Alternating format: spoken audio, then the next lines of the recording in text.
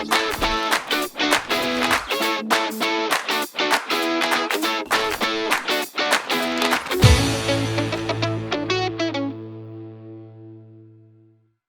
everyone, it's Nell Tipton here and my co-host Andrew, and welcome back to our channel. This is the Love You Show, where we will be teaching you the foundations of self-acceptance. On today's lesson, Andrew will be teaching us how we think.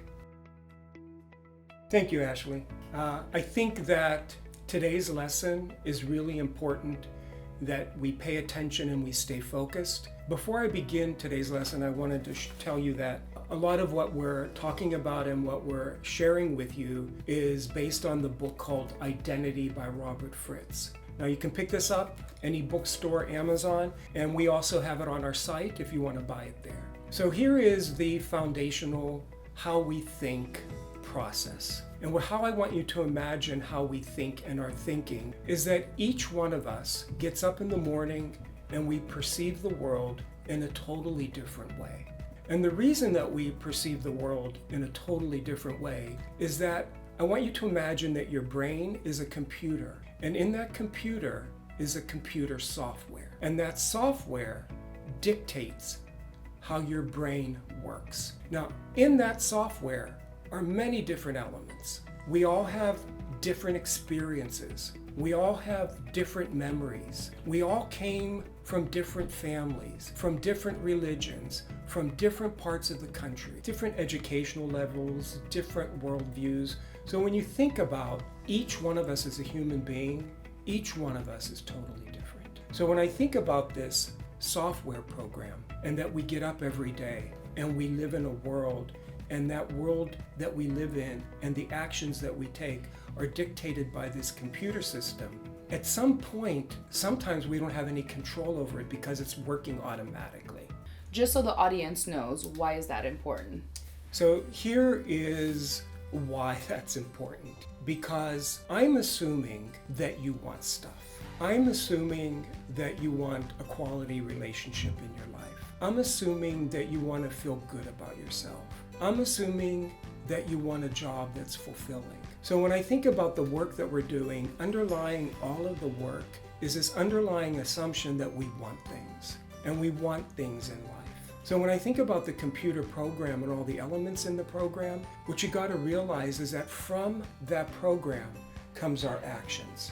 What we say, what we do, what we don't say, and what we don't do. And here's the aha. What we say, what we don't say, what we do, and what we don't do, drum roll,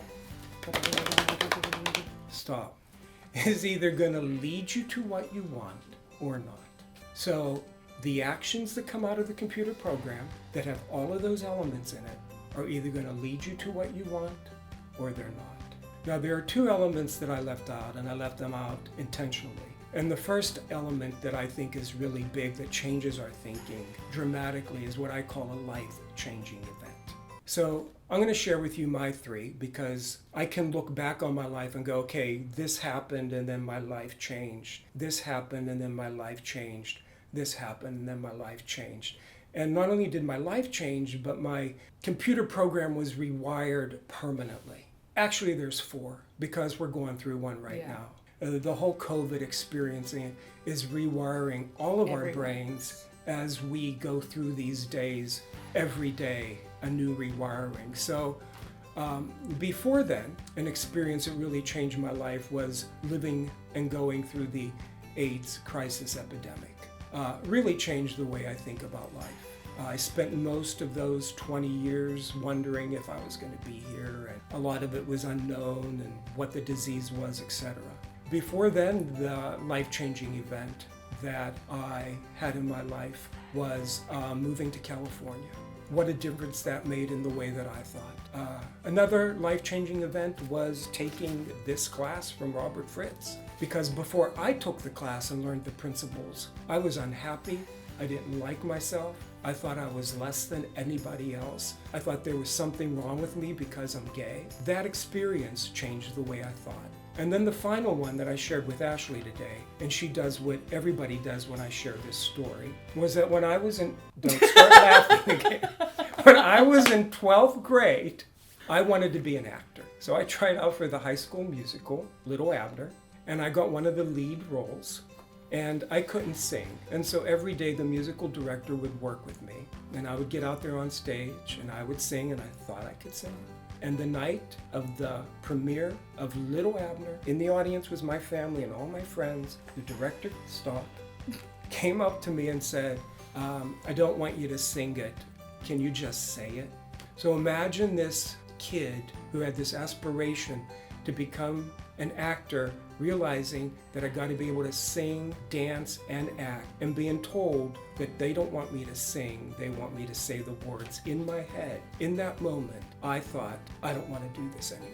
Change my life. Change the way I think. Ashley, your turn. My turn. 3 life-changing events. One of the biggest life-changing events that stick out to me the most has to be Project Runway. Just the whole experience and going into something that was the unknown. There was so much fear built up before going on reality TV, and I mean, it's changed the way that I think about myself, how I don't care what other people think.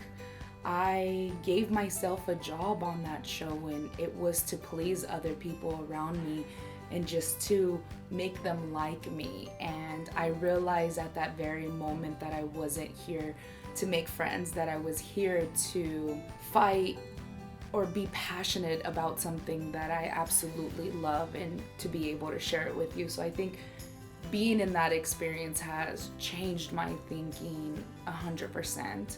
Another life-changing experience was also taking Robert Fritz's class and being able to work with you, because working with Andrew since after Project Runway, I think you could see how unhappy I was in a time where I had everything that I ever wanted in life. And for him to see how much I was suffering, I think it drove us to even more wanting to work on this self-acceptance, self-love. And that's where the identity book comes into play, and really practicing that. And another life experience I'm trying to think about, because we talked about this right Your before. surgery? Yeah, my surgery. Yeah. Having weight loss surgery has been another life-changing experience, especially thinking about the opinions that people have about having weight loss surgery. How is my body going to be after losing all this weight? I had all these questions and never experienced anything like this. So walking into something that was the unknown was really scary, and I knew from that point on that I had to change my thinking, not continue to do the same patterns that I would do about dieting and exercising, and changing my thinking of eating and what I eat and what I put in my body, because my body is what helps me function every day, and if I don't do the proper care, the self-care that I need, then I'm not able to perform. But I can remember when you began to think about getting the surgery, and it was motivated by her ending up in the hospital because of something that happened in relationship to her weight. Yes. And I said to Ashley, honey, you're so young, but get used to it because this is your new normal. And I think for Ashley that was a wake-up call, that she had to make a choice to do something about her health. And it was tough for her to make that choice then, because Ashley was really focused on what other people thought. And sometimes we care more about what other people think than about our own lives. And getting the surgery and getting through that has really, it wasn't easy. And because her thinking wasn't there yet, and her thinking changed after. Hold on. You okay? Yeah. Yeah. You want to think of a life-changing event from your youth? You okay? I can't think of one. Like at some point you decided to be a designer, and that really affected your life. Yeah, I guess a memory that I can remember from childhood that was very eye-opening and life-changing was being called fat, and being a child that couldn't find clothing that was fun and youthful and bright and full of prints. And at that moment, I knew that I was dressing differently than kids that were my age, and I knew something was different about me. And so I always had this passion of wanting to express myself through my clothing. And as I got older, I made that my mission to express myself through my clothing and have fun with it and not hide what other people want me to hide. It's funny because today we were talking, because as a business, we're really focused on creating these videos and making a difference in people's lives. But I still see the joy designing brings to Ashley. And even though we're closing down the apparel part of the website, she's still sneaking. Some stuff in. She's still trying to find places to design. So just to recap. So computer program, computer software, our actions, what we say, what we do, what we don't say, what we all don't do, all come from there. One more piece of the computer program that I think is fundamental, and that is something I call opinions. And the way that I think about opinions is three ways. The opinions that we have of ourselves, the opinions that other people have of us, and one that we really don't think about a lot is the opinion that we think people have of us. And those three things really drive that computer program.